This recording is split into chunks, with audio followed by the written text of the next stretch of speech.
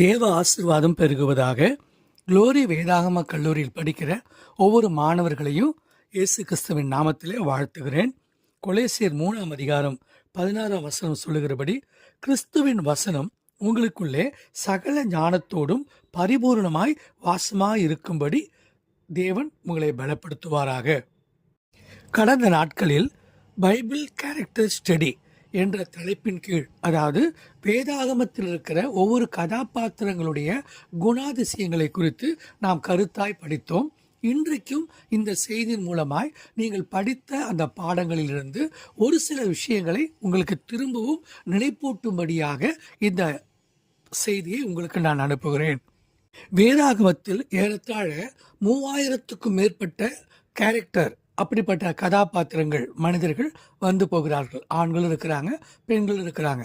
அப்போ அந்த 3000 குணாதிசயம் உள்ள மக்களையும் நம்ம படிக்கிறது நமக்கு கொஞ்சம் கடினமாக இருந்தாலும், அதில் முக்கியமாக சில தலைப்பின் கீழே ஒவ்வொரு கதாபாத்திரத்தையும் நம்ம தியானித்து பார்த்தா நமக்கும் அவங்களோட பழகுன மாதிரியே ஒரு நல்ல அனுபவம் கிடைக்கும்.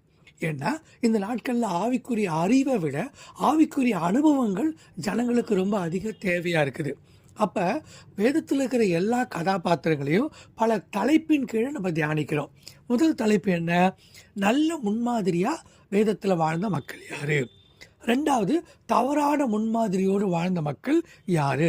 சில பேர் ரெண்டும் கலந்து கொஞ்ச நாள் நல்லா இருந்திருப்பாங்க, பின்னுக்கு தவறான பழக்க வழக்கத்தில் போய் சிக்கியிருப்பாங்க. சில பேர் ஆரம்பத்தில் ஒரு மிகப்பெரிய தவறான ஒரு நபராக இருப்பாங்க, அப்புறம் போக போக கர்த்தருக்குள்ளே அவங்க பலப்பட்டு மாறி இருப்பாங்க.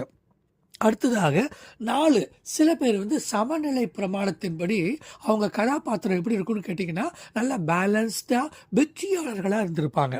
சிலர் எப்படி இருப்பாங்கன்னா நமக்கு முன்மாதிரியாக வாழ்ந்து காட்டும்படி சில கதாபாத்திரங்கள் இருந்திருக்கும். நீங்கள் உங்கள் வாழ்க்கையில் உங்களையே விமர்சனம் பண்ணி நீங்கள் என்ன விதமான ஒரு கதாபாத்திரமாக வாழ்கிறீங்க அப்படின்னு நான் அவங்கள்ட்ட கேட்டிருந்தேன். அதுக்கு பிறகு நீங்கள் வேதத்திலிருந்து பின்பற்றக்கூடிய அந்த விதமான கதாபாத்திரங்கள் எது? உங்களுக்குன்னு ஒரு முன்மாதிரியாக சில பேரை வச்சுக்கலாம்லப்பா, அந்த மாதிரியான கதாபாத்திரங்கள் எது? சில மிஷினரிகளாக இருக்கலாம், இல்லை வேதத்திலேயே இருக்கிற கதாபாத்திரங்களாக இருக்கலாம். அப்படிப்பட்டவர்கள் யார்? நிறைய பேர் சொல்லுவாங்க, பழைய ஏற்பாட்டில் மோசே மாதிரி வரணும், இல்லை நான் ஜோஷுவாவை போல் வரணும் அப்படின்னு சொல்லுவாங்க. சில பேர் புதிய ஏற்பாட்டில் பவுலை போல் நான் வரணும், இல்லைன்னா இயேசு கிறிஸ்துவின் மார்பில் சாய்ந்திருந்த யோவானை போல் நானும் வரணும் அப்படி சொல்கிறவங்களும் இருக்காங்க. எல்லாத்துக்கும் மேலே அடுத்த கடைசியாக நம்ம என்ன தியானித்தோம் கதாபாத்திரங்களை பற்றி, சில கேரக்டர் எப்படி இருக்குன்னா அந்த காலத்துக்கு ஏற்ப தன்னைத்தானே மறுரூபப்படுத்திப்பாங்க, அப்டேட்டட் பண்ணிப்பாங்க. ஸோ இன்றைக்கி இருக்கிற சூழ்நிலைகள் மாறி இருக்குது, கலாச்சாரம் மாறி இருக்குது, மக்களுடைய மனநிலை மாறி இருக்குது. இந்த காலகட்டத்தில் 1000 வருஷம் 2000 வருஷத்துக்கு முன்னாடி வாழ்ந்தவங்களுடைய கதாபாத்திரங்களின்படி நாமளும் வாழணும்னு நினச்சா சில இடங்களில் நம்மளால் அது சரியாக கஷ்டமாக இருக்கும். அப்போ இந்த காலகட்டத்துக்கு தகுந்த மாதிரி, அதாவது நம்ம எப்படி நம்முடைய கதாபாத்திரம், நம்முடைய கேரக்டரை, நம்முடைய குணாதிசயங்களை நம்ம வடிவமைச்சு கொள்வது, இப்படி பல தலைப்பின் கீழே கடந்த 3 நாட்கள் இந்த வேதாகமத்தை குறித்த கதாபாத்திரங்களில் நிறைய விஷயங்களை தியானித்தோம். எல்லாத்தையும் திரும்ப ஞாபகப்படுத்தி பாருங்கள், தலைப்புகளை கவனமாக எழுதிக்கிங்க. கர்த்தருடைய பிள்ளைகளே, இந்த செய்தியின் மூலமாக வேதத்தில் உள்ள கதாபாத்திரங்களை குறித்து நம்ம படிச்சுட்டு இருக்கிறோம். நம்ம இன்னைக்கு நிஜமாக இருக்கிற மனிதர்களோட பழகிற மாதிரி வேதத்தில் இருக்கிற ஒவ்வொரு மனிதர்களோடையும் பரிசுத்தவான்களோடையும் நம்ம பழகி அதை நல்லா படித்து தியானித்து யோசிக்கும் பொழுது நமக்கு அதுலேருந்து நிறைய வேத சத்தியங்கள் நம்மளே உணர்வதற்கு ரொம்ப நல்லாயிருக்கும். இப்போ பைபிளில் நல்ல முன்மாதிரியான கதாபாத்திரங்கள்னு பார்க்குறப்ப ஆபேல் பார்த்தீங்கன்னா, பலி செலுத்த போன அவரே பலியாக மாண்டுட்டார். ஆனாலும் காயின், ஆபேல் அதில் பார்த்தீங்கன்னா 2 கதாபாத்திரங்கள், அதில் ஒன்று தப்பு, ஒன்று சரி. அப்போ நம்ம விழுந்தவரிடத்துல தேவன் கண்டிப்பாக காண்பிக்கிறார். அந்த கெட்ட குணங்கள் நம்மகிட்ட இருக்கக்கூடாது. எல்லா சூழ்நிலைகள்லையும் ஆபேல் பலி செலுத்த போனவர் பலியாக மரிச்சாது, அவர் ரத்தம் தேவன் நோக்கி கூப்பிட்டது. கர்த்தருடைய பிள்ளைகளை, இன்னைக்கும் நீங்களும் நானும் ஆபேல் செலுத்தின காணிக்கையை குறித்து கர்த்தரே சாட்சி கொடுத்தார். அவன் மரித்தும் இன்னும் பேசுகிறான் அப்படின்னு வார்த்தை இருக்குது. அப்போனா இன்னைய வரைக்கும் ஆபேல் பேசிக்கொண்டே இருக்கிறான் என்று வேதத்தில் எபிரேயர் நம்ம படிக்கிறோம். மட்டுமல்ல, ஆபிரகாம் அப்பா சொன்னாருன்னு கேட்கறதுக்காக புள்ள ஈசாக்கு என்ன பண்ணாருன்னா, பலிபீடத்தில் படுப்பா, என்கிட்ட பலி பொருள் ஆடு இல்லை, நீ தான் படுன்னு சொன்ன உடனே பலிபீடத்தில் படுத்தாரு ஈசாக்கு. என்ன விதமான ஒரு நல்ல முன்மாதிரி பாருங்க. அதனால தான் அவர் 1 மடங்கு விதைச்சாரு, 100 மடங்கு அறுத்தாரு. நீங்களும் நானும் நம்முடைய சரீரங்களை ஜீவ பலியா தேவனுக்கு கொடுத்தா அது ஒரு புத்தியுள்ள ஆராதனை. ஒருத்தர் பலி செலுத்த போய் பலியாவே மாண்டுட்டாரு, ஒருத்தர் பலிபீடத்தில் பயப்படாம படுத்தாரு. அப்ப ஆபிரகாம்கிட்ட கர்த்தர் சொன்னாரு, ஈசாக்கை வெட்டாத, அவருக்கு பதிலாக நான் வேற ஒரு ஆடை வச்சிருக்கிறேன். அப்ப ஈசாக்கு பலிபீடத்தில் படுக்கிற அளவுக்கு ஒரு பரிபூர்ண கீழ்ப்படுதல் இருந்துச்சு. அதை நம்ம ஒரு முன்மாதிரியா எடுத்துக்கிறோம்.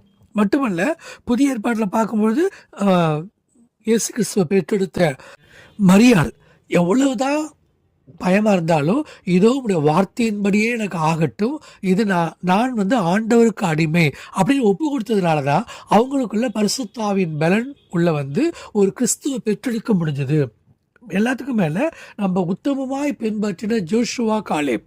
பழைய ஏற்பாட்டில் எத்தனையோ லட்சக்கணக்கான பேர் நானும் கானானுக்கு போகிறேன்னு புறப்பட்டு போனாங்க. ஆனால் எல்லாரும் உள்ளே போய் சேர்ந்தாங்களா? இல்லையே. புருஷர்களில் அந்த 2 பேர் தானே உள்ளே போனாங்கன்னு இருக்குது. ஏன்னா அவங்க உத்தமமாய் பின்பற்றினார்கள். அதனால தான் தேவன் அவளை கானானுக்குள்ளே பிரவேசிக்க வச்சாரு. இப்படிப்பட்ட நல்ல முன்மாதிரிகளை நம்ம எப்பவுமே பார்க்கணும். எப்பவும் தவறான முன்மாதிரிகளை பார்க்கக்கூடாது. இன்றைக்கி கூட உலகத்தில் ஊழியங்களில் நிறைய மக்கள் அந்த சமூக வலைத்தளங்கள்லாம் பார்த்திங்கன்னா நிறைய பேர் ஒருத்தங்களை குற்றப்படுத்துறது, அப்புறம் குறை சொல்கிறதெல்லாம் இருக்கும். நம்ம குற்றப்படுத்துறது, குறை சொல்கிறதுலாம் நம்மள்ட்ட இப்போ ஒன்றும் முடியாது. நம்ம நிதானிச்சிக்கலாம், இது நல்லது, இது கெட்டது. நம்ம நல்லதை முன்மாதிரியாக எடுத்துக்கிட்டு வாழ தொடங்கினா நம்ம வாழ்க்கையும் நல்ல நிலையில் நல்ல ஒரு கதாபாத்திரமாக நம்ம மாறுவோம். உலக மக்கள் சொல்லுவாங்க, உங்களை யாருங்க மாற்றுறது? கிறிஸ்துவுக்குள்ளே போனால் மதம் மாற்றிடுவாங்க. மதம் மாற்றல, எங்கள் மனசை மாற்றுகிறவர் கர்த்தர், எங்கள் குணத்தை மாற்றுகிறவர் கர்த்தர், எங்களோட சுபாவத்தை மாற்றுகிறவர் கர்த்தர். அதை நம்ம இந்த உலகத்துக்கு நிரூபித்து காட்டணும். இதுதான் இந்த கேரக்டர் ஸ்டடியில் இருக்கிற மிகப்பெரிய லட்சியம், மிகப்பெரிய மைய கருத்து. அதுதான் கர்த்தருடைய பிள்ளைகளே. எனக்கு அன்பானவர்களே, வேதாகமத்தில் இருக்கிற ஒவ்வொரு கதாபாத்திரங்களையும் பல தலைப்பின் கீழே நம்ம பிரிச்சிருக்கிறோம். அது ஏதோ நம்முடைய வசதிக்கு, நம்ம படிப்புக்கு தகுந்த மாதிரி நம்ம பிரிச்சிருக்குமே தவிர அந்த பிரிவுகள் சரியாக இருக்கும் அப்படின்னு சொல்ல முடியாது. பொதுவாக சாஃப்ட் கேரக்டர் இருப்பாங்க. சில இடங்களில் ரொம்ப ரொம்ப நல்ல வெற்றிகரமாக ஜெயிச்ச நல்ல மனிதர்களுடைய குணாதிசயங்கள் சில பேரை நம்ம பார்த்துருப்போம். சில இடத்துல சுய முரண்கள், அவங்களுடைய கேரக்டர் முன்னுக்கு பின் முரணாக இருக்கிற கேரக்டர்ஸையும் நம்ம பார்த்துருக்குறோம். சிலருடைய குணநலன்கள், செயல்பாடுகள், அவருடைய ஆட்டிடியூட், அவருடைய மனப்பான்மைகள் எப்படி இருக்குது அப்படிங்கிறத வைத்து தான் நம்ம ஆட்களை எடை போடுறோம். நம்ம ஒருத்தர்கிட்ட போய் சத்தியம் சொல்ல போகிறோம், அதுக்கு முன்னாடி சுவிசேஷத்தை அறிவிக்க போகிறோம் அப்படின்னா ஒரு மனிதனுடைய குணாதிசயத்தை நம்ம நல்லா புரிஞ்சுக்கிட்டு அதுக்கு பிறகு அவங்களோட நம்ம போய் தொடர்பு கொள்வது ரொம்ப நல்லது. அதுக்கு முன்னாடி மனிதர்களோட பழகும் முன்பாக நம்ம செய்ய வேண்டிய ஒரு காரியம் என்னென்னா, வேதாகமத்தில் இருக்கிற ஒவ்வொரு கதாபாத்திரங்களோடையும் நம்ம பழகி பார்க்கணும். வேதத்தை நம்ம நல்லா வாசிக்கும் பொழுது ஒவ்வொரு கதாபாத்திரமாக நம்ம எடுத்துக்கொள்ளணும். எடுத்துட்டு அவங்க எப்போ எந்த காலத்தில் வாழ்ந்தாங்க, அவங்க வாழ்க்கையில் கர்த்தர் செய்த மிகப்பெரிய முக்கியமான நிகழ்ச்சிகள் என்ன, அதுக்கு பிறகு கர்த்தர் எந்த அளவுக்கு அந்த மனிதர்களை எடுத்து உபயோகப்படுத்தினாங்க, தேவனால் பயன்படுத்தப்பட்ட அந்த மனிதர்களுடைய பலம் என்ன, அவருடைய பலவீனம் என்ன, அதுக்கு மேலே அந்த ஒரு கதாபாத்திரத்திலிருந்து நம்ம என்ன கற்றுக்கொள்கிறோம். இப்போ தாவீதை நம்ம குறிப்பாக எடுத்துக்கொண்டோம்னா, தாவீது கதாபாத்திரத்திலேருந்து நம்ம வாழ்க்கையில் கற்றுக்கொள்ளக்கூடிய அனுபவ பாடங்கள் என்ன, எல்லாத்துக்கும் மேலே அவர் நமக்கு எந்த விதத்தில் முன்மாதிரியாக இருந்திருக்காரு, இன்ஸ்பிரேஷன் சொல்லுவாங்கல்லப்பா. அப்போ நமக்கு அவங்க எந்த விதத்தில் முன்மாதிரியாக இருந்திருக்காங்க அப்படிங்கிறத பார்க்கணும். அந்த கேரக்டர், அந்த குணாதிசயம் என்னென்ன சவால்களை சந்திச்சாங்க. நம்ம கூட வாழ்க்கையில் நம்ம கிறிஸ்துவ வாழ்க்கை ஒன்றும் அவ்வளோ இலகுவான ஒரு வாழ்க்கை இல்லை, அது இடுக்கமான வாசல். அப்படின்னா அவங்க வாழ்க்கையில் அந்த இடுக்கமான வாசலில் எந்த அளவுக்கு அவங்க முன்னேறி வந்தாங்க, அவங்க வாழ்க்கையில் எந்த அளவுக்கு முன்னேற்றம் இருந்தது, அதை நம்ம பார்க்குறோம். எவ்வளவுதான் முயற்சி பண்ணாலும் ஒரு மனிதர்களுடைய குணாதிசயத்தை நம்மளை புரிஞ்சுக்கிறதுக்கு கஷ்டமாக இருக்கும் அப்படின்னு என்கிட்ட ஒரு வாலிப தம்பி சொல்லிட்டு இருந்தார். உண்மைதான், மனிதர்கள் மாறுபட்ட குணாதிசயம் உடையவர்கள், எல்லாருமே யூனிக். ஒவ்வொரு மனுஷங்களுக்குள்ளேயும் ஒரு வித்தியாசமான குணாதிசயங்கள் இருக்கும். எல்லாத்தையும் நல்லதும் இருக்கும், எல்லாத்தையும் கெட்டதும் இருக்கும். ஆனால் மனிதர்கள் எப்போவுமே மாறுதலுக்கு உட்பட்டவர்கள் தான். ஒரே குணாதிசயத்தில் கடைசி வரைக்கும் உறுதியாக இருப்பாங்களா அப்படிங்கிறத நம்ம கவனிக்க வேண்டியிருக்குது. எப்போது எப்படி ஒரு மனுஷன் மாறுவான்னு அந்த மாறுகிற மனுஷனுக்கே தெரியாது. அவங்களுக்கே அவங்களுடைய குணாதிசயம் எந்த நேரத்தில் எப்படி மாறும்னு நம்மளால் சொல்ல முடியாது. ஆனால் பைபிளில் பாருங்கள், இந்த கேரக்டர்ஸை பற்றி பார்க்குறப்ப என்னாகும் 12:3 மோசே மிகுந்த சாந்த குணம் உள்ளவன் அப்படின்னு போட்டிருக்குது பைபிளில். அப்படின்னா மிகுந்த சாந்த குணம் உள்ளவனாக இருந்த அந்த மோசேயின் வாழ்க்கையில் நடந்த விஷயங்கள்லாம் நம்ம தியானித்து பார்த்தா நமக்கே ரொம்ப ஆச்சரியமாக இருந்தது. அவ்வளவு சாந்த குணமுள்ள மனுஷரையே இவங்க ஆவியில் இஸ்ரவேல் மக்கள் பதட்டப்படுத்திட்டாங்க. அவரால் கானானுக்குள்ளே போக முடியாமல் போச்சு. அப்படின்னா சாந்த குணம் உள்ளவனாக இருந்த மோசையை நம்ம ஒரு மாதிரியில் எடுத்துக்கிறோம். ரெண்டாவது பைபிளில் சங்கீதம் 92:6 போட்டிருக்குது, மிருக குணமுள்ள மனுஷன் அதை அறியான், மூடன் அதை உணரான். அப்படின்னா சாந்த குணமும் வேதத்தில் படிக்கிறோம், மிருக குணமுள்ள மனுஷன் அதை அறியான். அப்போ மனுஷனுக்குள்ள என்ன மாதிரி குணம் இருக்குன்னா மிருக குணமும் இருக்குது. அதையும் நம்ம நல்லா புரிஞ்சுக்கணும். எந்த மனுஷன் எப்போ மிருக குணத்தில் மாறுவா அப்படின்னு நமக்கு தெரியாது இல்லைப்பா. அதனால தான் வேதம் ஒவ்வொரு மனிதர்களை குறித்து நிதானிக்க சொல்லுது. அதுக்கு மேலே கட்டுக்கு ரொம்ப பிடிச்ச குணம் எது தெரியுங்களா? வெளிப்படையாக வாயினால் வார்த்தைகளில் பேசுகிறாங்கல்ல, அந்த மக்களுடைய வார்த்தைகள் எல்லாம் தேவன் நம்புறதில்லை. அவர் சொல்கிறாரு, நான் எப்போவுமே மனுஷன் முகத்தை பார்ப்பால், கர்த்தரோ இருதயங்களை பார்க்கிறார். அதனால தான் நம்ம படிக்கிறோம் 1 பேதுரு 3:4 இருதயத்தில் மறைந்திருக்கிற குணமே உங்களுக்கு அலங்காரமாக இருக்க கடவுது. அப்போ இருதயத்தில் ஆழத்தில் மறைஞ்சிருக்கிற குணம் தான் ஒரு மனுஷனுக்கு அழகு. அது டக்குன்னு பார்த்தா வெளியில் தெரியாது. ஒரு மனுஷங்களோட நம்ம பழகி பார்க்குறப்ப தான் இந்த கேரக்டர் ஸ்டடி நல்லா கரெக்டாக பண்ணாதான் அவங்க இருதயத்தில் மறைஞ்சிருக்கிற குணத்தை நம்ம ஸ்கேன் பண்ணி பார்க்க முடியும். எல்லாத்தையும் கண்டுபிடிக்க முடியுமா? கண்டுபிடிக்க முடியாது. எவ்வளோ கால இடைவெளிக்குள்ளே ஒரு மனுஷனை கண்டுபிடிக்கிறது? அதுக்கு முக்கியமாக நம்ம என்ன செஞ்சுருக்கணும், பைபிளில் இருக்கிற நிறைய கதாபாத்திரங்களை நல்லா படித்து தேர்ந்தெடுத்து தான் நமக்கு மனிதர்களை பார்க்குறப்பையும் நம்மளால் ஈஸியாக புரிஞ்சிக்க முடியும். 100 பேரில் ஒருத்தங்க தான் பைபிளை படிப்பாங்க. ஆனால் மற்ற 99 பேர் அவங்க கிறிஸ்தவர்களை தான் படிக்கிறாங்க. கிறிஸ்தவர்கள் எப்படி வாழ்க்கை முறை இருக்குது அப்படின்னு அந்த வாழ்க்கை முறையை இந்த உலகத்தில் இருக்கிற ஒவ்வொருத்தங்களும் படிச்சுட்டு இருக்காங்க. எல்லாரும் பைபிள் படிக்கிறாங்களா என்ன? இல்லையே. பைபிள் படித்த மனுஷனை இந்த உலகம் தொடர்ந்து படிக்கும். அதனால தான் பவுல் சொல்லுவார், நீங்களே நடமாடுகிற நிருபங்கள், எல்லாராலையும் நீங்கள் வாசிக்கக்கூடிய குணாதிசயம் உடையவர்களாக இருக்கணும். நம்மள்ட்ட ஒருத்தரை பழக வர்றாங்கன்னா அவங்களுக்கு நம்ம ரொம்ப இலகுவாக அவங்க குணத்தோடு நம்ம குணமும் ஒத்து போகிற மாதிரி இருந்தால் தானே அவங்க நம்ம கூட பழகுவாங்க. அப்போ தானே சுவிசேஷத்தை அறிவிக்க முடியும்.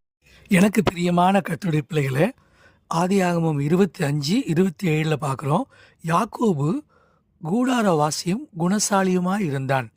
அந்த குணசாலியாக இருந்தான், குட் நேச்சர், அந்த நல்ல ஒரு குணம்தான் தேவன் யாக்கோபை ரொம்ப நேசித்து யாக்கோபை இஸ்ரவேலாக மாற்றி தேவனுடைய பிரபுவாக்கி அவன் அதிகமாக ஆசீர்வதிக்கப்படுறதுக்கு காரணமாக இருந்துச்சு.